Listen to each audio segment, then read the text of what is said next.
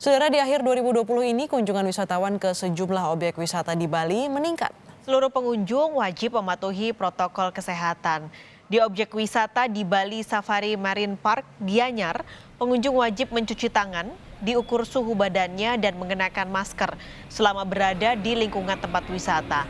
Di dalam Safari Marine Park, pengunjung bisa melihat lebih dari 1.000 satwa dengan menggunakan bus khusus.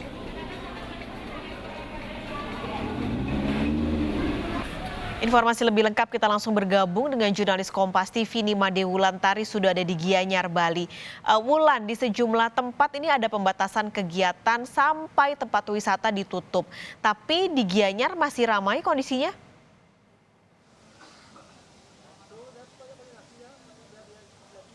Iya, Mas Kali dan juga saudara, memang sesuai dengan surat edaran Gubernur Bali yang membatasi aktivitas atau kegiatan masyarakat selama libur Natal dan juga Tahun Baru, sejumlah daerah menerapkan kebijakan untuk menutup sejumlah objek wisata seperti yang di Kabupaten Klungkung. Itu ada beberapa objek wisata yang ditutup selama 4 hari, yakni mulai dari tanggal 30 hingga 2 Januari 2021.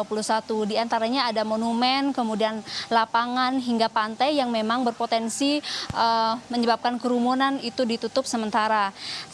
Selain di Kabupaten Klungkung, juga di kabupaten lainnya seperti di Kabupaten Karangasem juga ada pembatasan aktivitas ataupun kunjungan wisatawan yang seperti yang digencarkan itu lebih kepada penerapan protokol kesehatan dan juga sidak-sidak yang dilakukan oleh aparat terkait untuk menekan adanya kerumunan warga. Sementara untuk di Kabupaten Gianyar sendiri, ini terlihat seperti di Bali Safari ini masih ada objek wisata yang memang dibuka untuk pengunjung, dan terlihat dari pagi tadi dibuka sekitar pukul 9, kunjungan di objek wisata ini cukup ramai yang didominasi oleh wisatawan domestik begitu.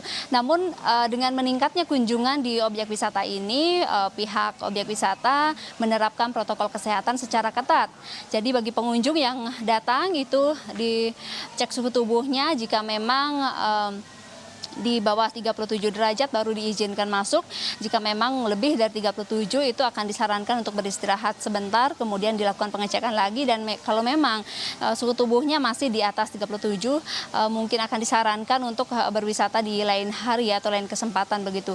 Dan selain menerapkan protokol kesehatan, di sini juga disiagakan kurang lebih sekitar 3 hingga 5 petugas keamanan dari pihak kepolisian Kabupaten Gianyar, Paskalis.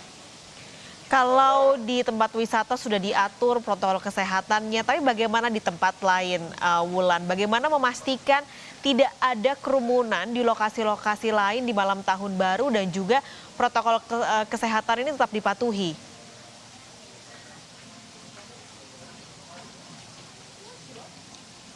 Iya, Mas Kalis, pemerintah Provinsi Bali sudah melarang masyarakat untuk menyalakan petasan maupun kembang api di malam pergantian Tahun Baru ini.